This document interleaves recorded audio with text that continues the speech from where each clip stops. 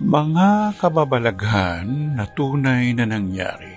True to Life Stories 53. Mga panahon ng 90s ito nangyari. Paglabas ko sa tinitira namin, yung may bahay ko, tinawag ko ang Lola Seria ko na namatay noong 1956. Hihingi ako ng payo sa kanya. Nung bumaba na ang lola ko, tinanong ko siya, "Lola, yung babae pong nakatira rito sa loob ng bahay na ito, siya na po ba?" At sumagot ang nasabing matandang babae. Ang sabi niya, "Apo, huwag ka nang maghanap ng iba dahil yung babaeng yan ay ang talagang para sa iyo." Pinakli ko ang kanyang sinabi. Kinontra ko yun at tinanong ko din muli siya. Ang sabi ng tatay ko, wag daw yung babaeng yan dahil paluluhain lamang ako ng nasabing babae. Parehong nagkatotoo ang sinabi ng tatay ko at ng nanay niya. Na lalo na noong mga taong year 2000, ang aking may bahay ay mayroong masamang ugali. Sobrang selosa. Lagi kami nag-aaway, lagi kami nagtatalo. At sinabi naman ng lola ko na pakibagayan mo siya dahil yun ang talagang para sa'yo at huwag ka nang maghanap. Ang Lola Seria ko naman ay nakangiti lamang. Ganyan talaga ang mag-asawa. Kailangan yung balikatin ang masamang ugali ng isa't isa.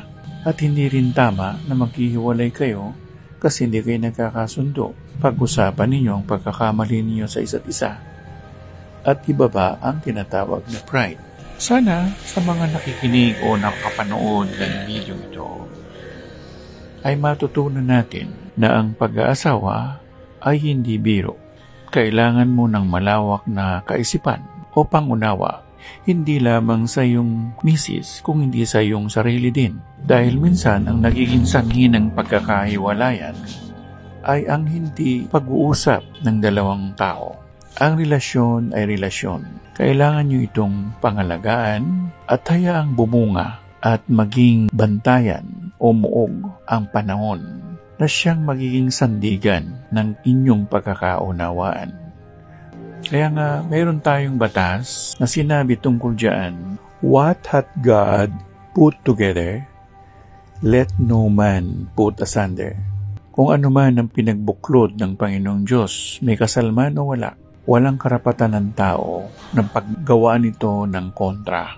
Dahil lahat naman ng relasyon, kay may kasal, kay wala, kay live-in, yan ay pagsasama o pag-isang dibdib ng tao. Kasi nga, nag-away ng konti, divorce. Hindi nagkaunawaan, anal. Medyo mahirap ang kalagayan ng tao. Kaya nga, kung mag-aasawa o makikipagrelasyon seryoso, humingi ng payo. Sabi nga kasi ng mga matatanda, hindi mo malalaman ang ugali ng isang tao hanggang hindi mo siya nakasamang makatulog. Mga kababalaghan na maaaring bigyan tayo ng leksyon sa normal na buhay.